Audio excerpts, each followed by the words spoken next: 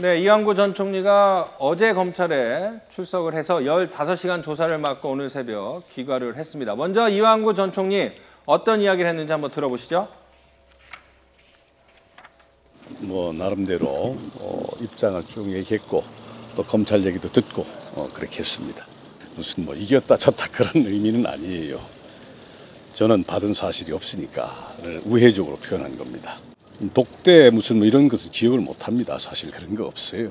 무슨 회유할 이유가 뭐가 있겠습니까?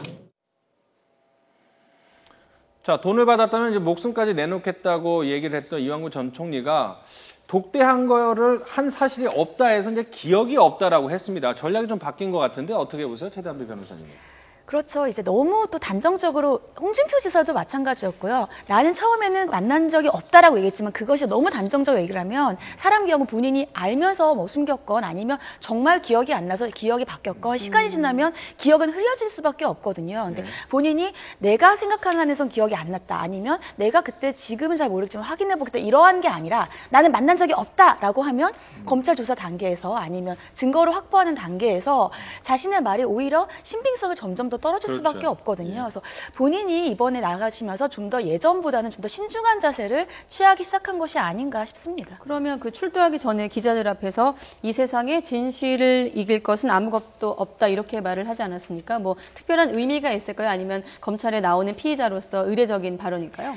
일단 의례적인 발언일 수도 있고요. 그리고 말씀하셨지만 이제 끝나고 나서도 기자들과 인터뷰에서 나는 이제 무죄를 계속해서 주장하셨습니다. 그러니까 결국은 무죄 주장의 연결선상인 거죠. 그리고 내가 이번 일로 인해서 총리직을 내려놓았다. 그렇기 때문에 이제 수사받는 거에서는 한치의 그런 의혹도 없이 제대로 수사받겠다라고 하면서 본인은 정말 무죄다라는 걸 다시 한번 강조하는 의미였다고 보입니다.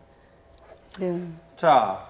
당초 이제는 성완종 전 총리에게 이제 비타민 음료 박세 단계 3천만 원을 받았다라는 게 이제 대서특필이 됐다가 최근에는 아니다 쇼핑백을 통해서 돈을 건넸다 이런 진술을 이제 검찰이 확보했다고 해요. 그런 것들이 어떤 의미가 있나요? 단순한 전달 방식의 변화 의미 이상일 것 같다는 생각이 드는데. 의미가 굉장히 있는 게요. 지금 홍준표 지사랑은 좀 이완구 전 총리와는 차이가 있습니다. 왜냐하면 홍준표 지사 같은 경우에 중간에 돈을 전달한 사람이 있는데 이완구 전 총리는 지금 그런 사람이 없는 거거든요. 그래서 조금 더 검찰이 입증해야 될 게 더 많은 거죠. 그래서 지금 검찰에서는 동선을 확보하고 있고 거기에 있는 증인들을 확보하고 있고 그래서 하이패스 기록도 확보하고 있고 그런데 이제까지 언론에 알려진 거로는 이제 운전기사가 음료 박스에서 전달된 것을 봤다라고 했지만 이제까지 검찰은 거기에 대해서 얘기하고 있지 않다가 이번에 조사를 하면서 쇼핑백에 대해서 언급을 했단 말이죠. 그렇다면 더 많은 자료들을 통해서 그간의 동선 확보와 어떠한 식으로 돈을 확보했는지를 얘기한다면 중간 전달자가 없다 하더라도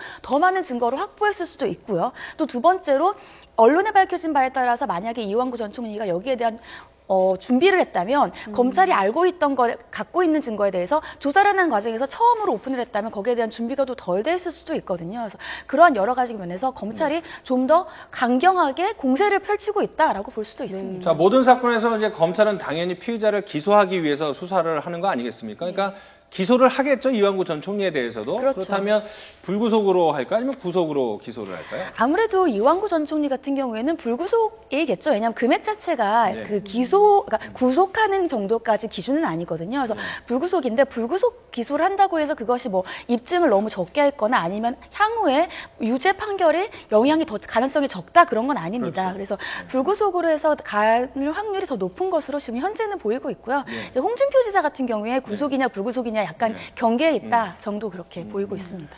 그러니까 지금 2명 소환됐는데 2명 모두 불구속 기소할 가능성이 크다. 다만 이제 홍준표 지사의 경우에는 조금 고심을 하는 것 같다. 이런 식으로 이렇게 정리를 할 것 같습니다.